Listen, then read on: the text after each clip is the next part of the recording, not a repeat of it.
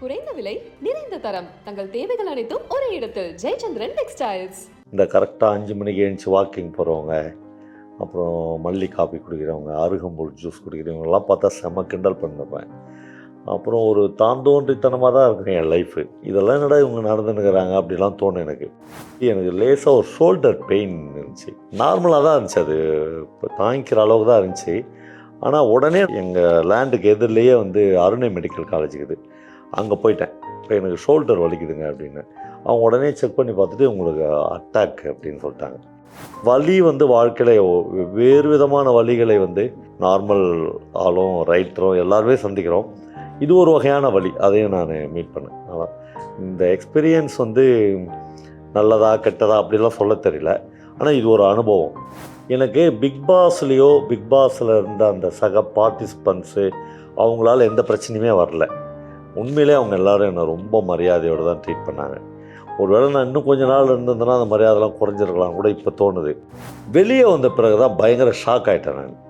என்னென்னா, வெளியே நடந்திருந்த சர்ச்சைகள் இருக்குதுல்ல, அப்புறம் எப்படா ஒருத்தன் மாட்டுவான் அப்படின்னு பார்த்து இந்த தோல்வி அடைந்த ஆட்கள் இருக்கிறாங்கள, அவங்களுடைய வன்மன்றது தான் ரொம்ப சகிக்க முடியாத வன்மமாக இருந்துச்சு.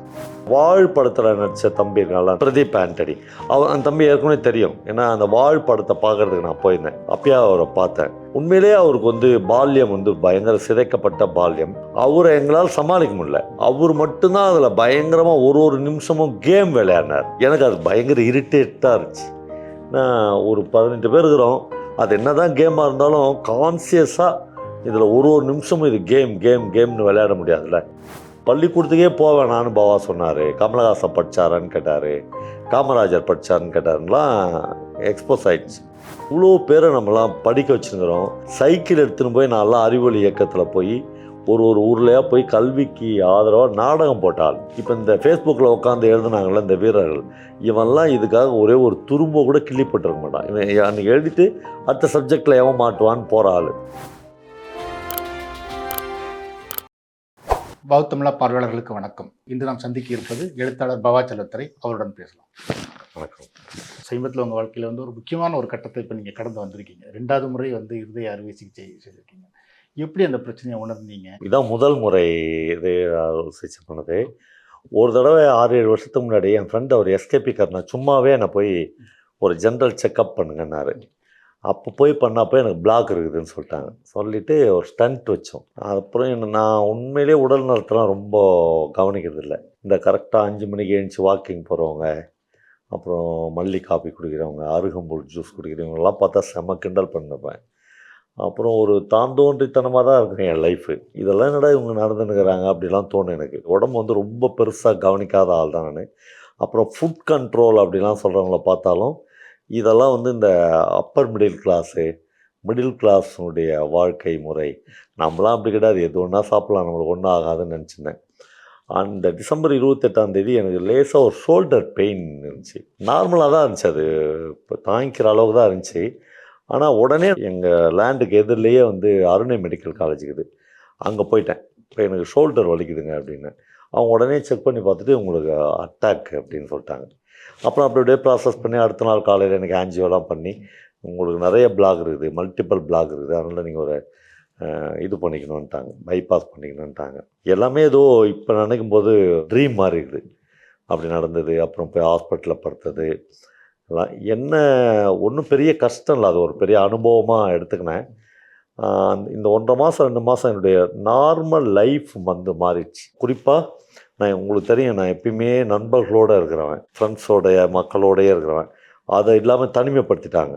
நிறைய பேர் என்னை பார்க்குறதுக்கெல்லாம் ரெஸ்ட்ரிக்ஷன்லாம் பண்ண, அது எனக்கு கஷ்டமாக இருந்துச்சு.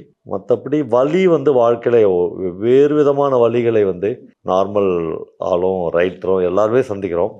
இது ஒரு வகையான வலி, அதையும் நான் மீட் பண்ணேன். அதான் இந்த எக்ஸ்பீரியன்ஸ் நல்லதா கெட்டதா அப்படிலாம் சொல்ல தெரியல. ஆனால் இது ஒரு அனுபவம், நல்லா தான் இருந்துச்சு. இதுக்கு முன்னாடி சமீபத்தில் தான் நீங்கள் இந்த பிக் பாஸில் கலந்துக்கிட்டீங்க. அது தொடர்ந்து நடந்த சில சர்ச்சைகள், அது சொந்த மன அழுத்தம், நீங்களாம் கூட ஒரு விளக்கம் கொடுத்துருந்தீங்க. இந்த மன அழுத்தம் இதுக்கு ஒரு காரணமாக இருக்குன்னு நினைக்கிறேன். இல்லை, ஆனால் எனக்கு பிக் பாஸில் இருந்த அந்த சக பார்ட்டிசிபெண்ட்ஸு அவங்களால எந்த பிரச்சனையுமே வரல. உண்மையிலே அவங்க எல்லோரும் என்னை ரொம்ப மரியாதையோடு தான் ட்ரீட் பண்ணாங்க. ஒருவேளை நான் இன்னும் கொஞ்ச நாள் இருந்திருந்தேன்னா அந்த மரியாதைலாம் குறைஞ்சிருக்கலாம் கூட இப்போ தோணுது.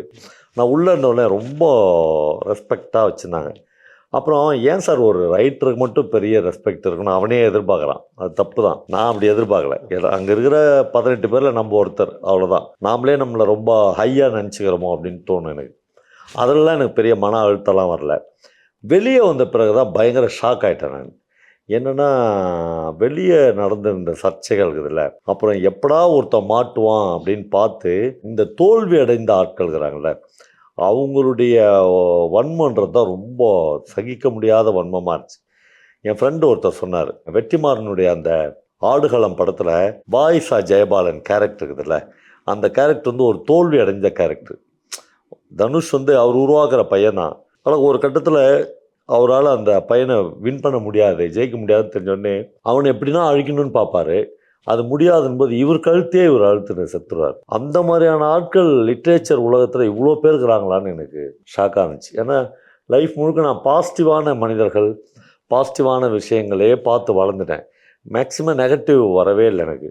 இந்த முறை தான் நான் முதல் முறையாக அந்த நெகட்டிவெல்லாம் சந்தித்தேன். அது எனக்கு ரொம்ப ஷாக்காக இருந்துச்சு. ஆனால் அது ஹார்ட் அட்டாக் வரலும் போயிருக்குமான்னு தெரியல. கமல் கூட இருக்க சொன்னார், ஆனாலும் நீங்கள் கட்டாயம் நான் போயிடுறேன் அப்படின்னு சொல்லி நம்ம எனக்கு இந்த ஒரு செகண்டில் மாறிச்சு. நான் அன்றைக்கி தான் அந்த ஸ்மால் ஹவுஸ்லேருந்து பிக் ஹவுஸ்க்கு வந்தேன். உடனே ஒரு பையன் வந்து செலக்ட் பண்ணாங்க. அவன் வந்து மறுபடியும் ஏதோ ஒரு காரணம் சொல்லி, அவருடைய நடவடிக்கைகள் தெரியாது, ஆனால் அவர் ரொம்ப சோம்பேறி அப்படின்னு அங்கே போனேன். நான் ஹர்ட் ஆகிட்டேன் அதில். அவ்வளோதான். ஒரு படைப்பாளிக்கு, ஒரு சென்சிட்டிவான ஆட்களுக்கு ஒரு வார்த்தை போதில்ல, அந்த மாதிரி தானே வழியா. அப்புறம் எல்லாருமே கமல் மட்டும் இல்லை, அந்த ஒட்டுமொத்த பிக் பாஸுடைய அட்மினிஸ்ட்ரேட்டிவ் டீமே உள்ளேயே இருங்கன்னு ரொம்ப இது பண்ணாங்க. என்னால் அப்படி இருக்க முடியாது அப்படின்னு தோணிச்சு. அப்புறம் நான் போன காரணங்கள் வெவ்வேறு காரணங்கள் இருந்துச்சு. நல்லா பேசலாம், நிறைய உரையாடல் கிடைக்கும், அப்புறம் கோடிக்கணக்கான பேருக்கு போய் ரீச் ஆகும் நம்முடைய ஸ்பீச், அப்படிலாம் நினச்சின்னு போனேன். அது ஒரு கேம் அப்படின்றதே எனக்கு உள்ளே போன பிறகு தான் விளங்குச்சு. நான் இந்த சின்ன வயசுலேருந்தே கேம். இப்போ நீங்கள் நிறைய எழுத்தாளர்கள், பேச்சாளர்கள்லாம் கேட்டிங்கன்னா, நான் பேச்சு போட்டியில் பேசி ஜெயிச்சு வந்தேன், நான் வந்து கவிதை போட்டியெல்லாம் கலந்துக்கலாம் சொல்லுவாங்கள்ல, நான் அப்படிலாம் கூட கலந்துக்காத ஆள்.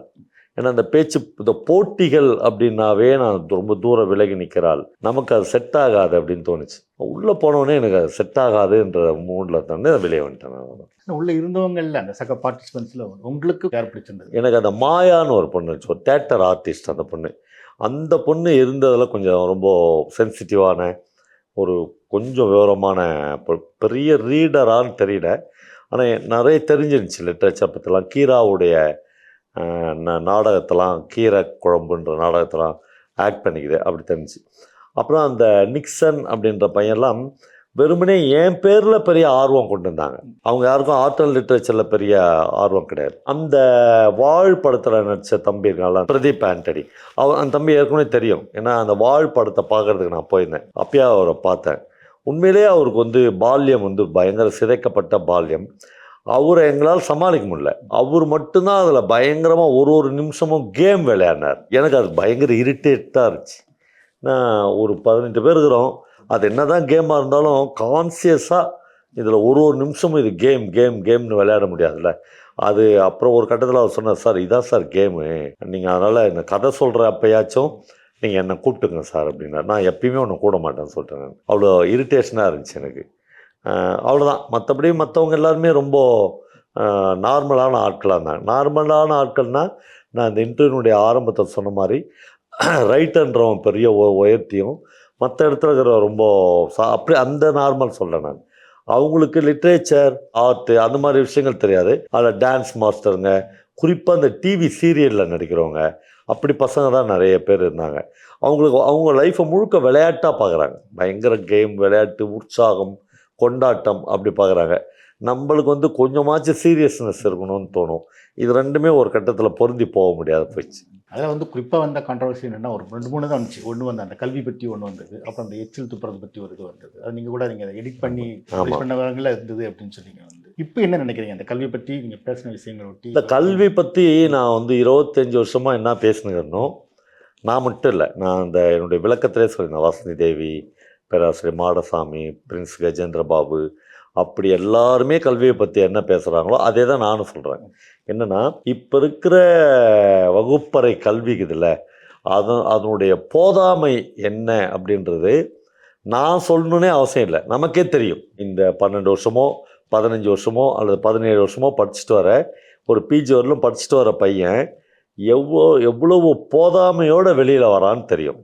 ஒன்று, மொழி பற்றியும் அவனுக்கு பெரிய நாலேஜ் வரல, லைஃப் பற்றியும் பெரிய நாலேஜ் வரல, அவன் சப்ஜெக்ட் பற்றியும் அவனுக்கு பெரிய நாலேஜ் வரல. அப்புறம் எக்ஸ்ட்ரா லிட்ரேச்சர், ஆர்ட்டு, ஓவியம், சிற்பம், இசை, எதை பற்றியும் பெரிய நாலேஜ். நான் சொல்கிறது பெரும்பான்மையான ஸ்டூடெண்ட்ஸ்க்கு. 1-2 இதில் விதிவிலக்குகள் இருக்கலாம். அப்போ இந்த வகுப்பறை கல்வியில் மிகப்பெரிய போதாமை இருக்குதா? போதாமை இருக்குது. அதை தான் நான் அன்றைக்கி எக்ஸ்போஸ் பண்ணேன் அந்த பிக் பாஸில்.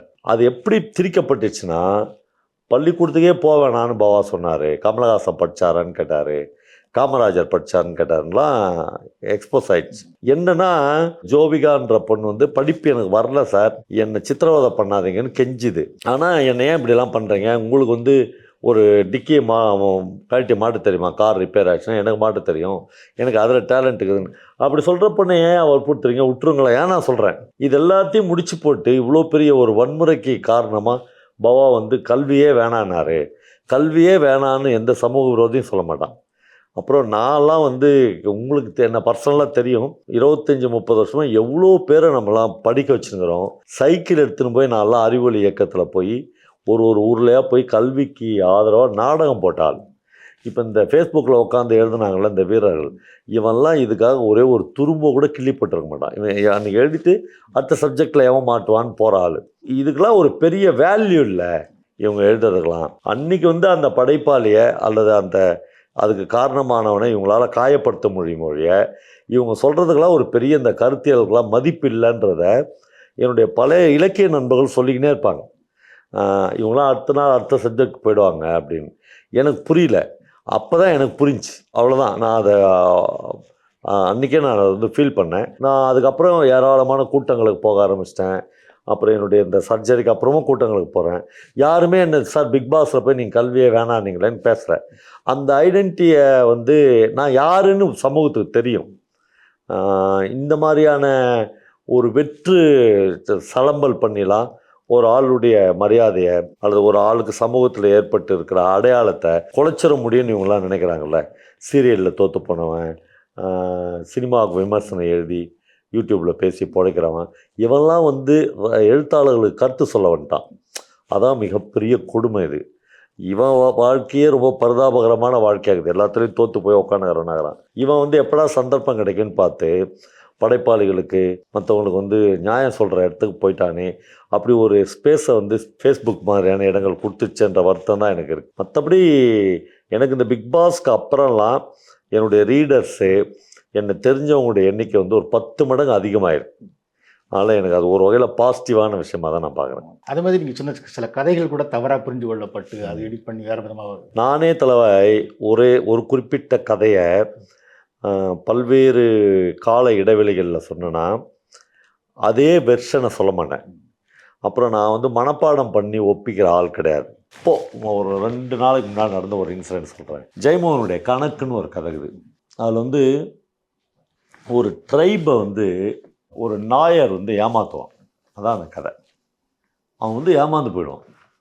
எப்படின்னா, அந்த ட்ரைபுக்கு ஒரு பயங்கரமான கணக்கு தெரியும். எந்த அளவுக்கு தெரியும்னா, இந்த நெல் வயலில் எத்தனை மூட்டை நெல் வருது அப்படின்னு உங்களுக்கு எனக்கு தெரியும். சுமாராக ஒரு 70 மூட்டை நெல் வரலாம் அந்த 2 ஏக்கரில் சொல்லுவோம். ஆனால் அந்த பழங்குடிக்கு என்ன தெரியும்னா, மொத்தமாக இந்த நெல் வயலில் இப்போ எவ்வளோ நெல் இருக்குதுன்னு தெரியும். எப்படின்னா, இதில் 1,87,347 நெல் மணிகள் இருக்குதுன்னு அவனுக்கு தெரியும். இந்த சக்தி எங்கேருந்து உனக்கு வந்துச்சு அப்படின்னு அந்த நாயர் கேட்பான். அவன் சொல்லுவான், எங்கள் மாடன் கொடுத்தது, குலதெய்வம் கொடுத்தது. பயங்கர ஆச்சரியமாக இருக்கும் அவனுக்கு. எல்லா கணக்கும் தெரியுமாடா அப்படின்னு சொல்லுவான். எல்லாமே தெரியும். பொண்டாட்டி தலையில் எவ்வளோ மயிர் இருக்குதுன்னா எண்ணி சொல்லிட்டு வேறு என்னவே வேணாங்க அப்படியே சொல்லுவேன், அதான் கணக்கு அப்படின்னுவான். அவன் என்ன பண்ணுவான், ஒரு 4 படி உளுந்து எட்டுன்னு கொட்டி, இந்த உளுந்து எவ்வளோன்னு சொல்ல பார்க்கலான்னு அவன் சொல்லுவான். இது நாங்கள் 13,437 உளுந்துக்குதுங்க இதெல்லாம். டேய், இதெல்லாம் யாரும் எண்ண மாட்டாங்கன்ற திமிரில் சொல்லாத. நான் இப்போ ஆள் வச்சு எண்ணுவேன்னு கூலி ஆள் வச்சு பொம்பளை ஆள் வச்சு எண்ணுவான். அவங்க எண்ணி கரெக்டாக இவன் எவ்வளோ சொன்னாலும் அவ்வளோ உளுந்து தான் இருக்கும். பயங்கரமாக அப்சந்துருவான். ஐயோ, இப்படி ஒரு சக்திக்குதா இவனுக்கு அப்படின்னு. அப்புறம் அந்த டீல்லாம் முடிஞ்சிடும். அப்பேற்பட்ட ஒரு பெரிய சக்தி உள்ள அந்த ட்ரைபுக்கிட்ட இருந்து ஒரு வெண்கலத்தில் செய்யப்பட்ட பலாக்காய் அதை வந்து 1000 ரூபாய்க்கு தான் பையனுக்கு ஃபீஸ் கட்ட இல்லைன்னு விற்றுட்டு போயிடுவாங்க அவன்கிட்ட. இதான் கதை. போயிடுவாங்க. போயிட்டவனே இவனுக்கு என்ன தோணுன்னா, நம்மளை போய் ஒரு பழங்குடி ஆள் அவன் வந்து ஜெயிச்சிட்டானே அப்படின்ற இதில் ஒரு ஆச்சாரியை கூப்பிட்டு அவன் எவ்வளோ தூரம் போயிருப்பான் அப்படிங்கிற ஒரு 8 கிலோமீட்டர் 10 கிலோமீட்டர் போய் கூட்டின்னு விளாடுவான். கூட்டின்னு வருவான். அவன் சொல்லுவான், எல்லா கணக்கும் கரெக்டாக தான் சொன்னேன், இன்னொரு கணக்கு நான் கேட்க மறந்துட்டேன், அதை கரெக்டாக சொல்லணும், இது இந்த கணக்கு தப்புச்சுன்னா நீ தோப்புக்காரனை போடணும், 100 தோப்புக்காரனை போடணுன்னுவான். அவன் சரிங்கன்னு சொல்லுவான். அவனுக்கு தான் எல்லா கணக்குமே தெரியுமே. அவன் என்ன பண்ணுவான், தன்னுடைய 10,000லேருந்து இவ்வளோ வெங்கல காசை எடுத்து போடுவான். இந்த போட்டு நீ இது எவ்வளோ வெங்கல காசுன்னு சொல்லணும். இது என்னங்க 17,437 காசு இருக்குதுன்னு சொல்லுவாங்க. டேய், எல்லா கணக்கும் கரெக்டாக சொல்லிட்டுன்ற திமிரில் சொல்லாத அப்படின்ட்டு, இதெல்லாம் நாங்கள் அளப்போம் அப்படின்ட்டு அளக்கிறதுக்கான ஒரு கருவி வச்சுருப்போம். அது எப்படி இருக்குன்னா, பல்லாங்குழி ஆடுவோம்ல முந்தைய, அந்த மாதிரி இருக்கும். அந்த கருவியில் க்ளீனாக அளப்பான். ஒரு தடவை அதில் அளந்து போட்டால் 1000 காசு வரும். அப்போ 17 தடவை ஆளுனா 17,000 காசு வரும். அந்த மாதிரி ஒரு கணக்கில் அளப்பான்.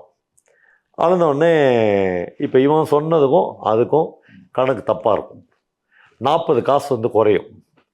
இப்போ என்ன சொல்கிறேன்னு கேட்பான். அவன் வந்து அழுவான். ஐயோ தெய்வமே, என்னை வந்து மானம் கை விட்டான், நான் இனிமேல் எப்படி வாழறது, என் சக்தி போயிடுச்சு, எப்படி என் கணக்கு தப்பான். அவனுக்கு புரியாது. அவன் வந்து பயங்கர இன்னோசென்ட்டாக இருப்பான். அழுவான், கத்துவான், கதறுவான். நான் தோப்புக்காரனை போட்டுறேன் எஜமா அப்படின்ட்டு தோப்புக்காரன்லாம் போடுவான். இவனுக்கு வந்து பரிதாபமாக, டே தோப்புக்காரன்லாம் போடாத அப்படிலாம் சொல்லுவான். இதான் கதை. இப்போது இந்த கதையை நான் சமீபத்தில் 2 புக் ஃபேரில் சொன்னேன். திருப்பத்தூர்னு ஒரு ஊரில் சொன்னேன். அங்கே வந்து எல்லாமே கிராமப்புறங்கள்லேருந்து வந்து இருக்க மக்கள் வந்து உட்காந்துக்கிறாங்கல்ல. அங்கே சொல்லும்போது நான் சொன்னேன், இந்த பல்லாங்குழி மாதிரி ஒரு கருவி இருக்குல்ல, அதில் ஒரு தடவை அளந்தா 1000 வரும். என்ன கணக்குன்னா அதில் அதுக்குள்ளே இவன் இந்த நாயர் வந்து இதுக்கு முன்னாடி என்ன பண்ணியிருந்தாங்க, திருவிதாங்கூர் மகாராஜா இருந்தார்ல,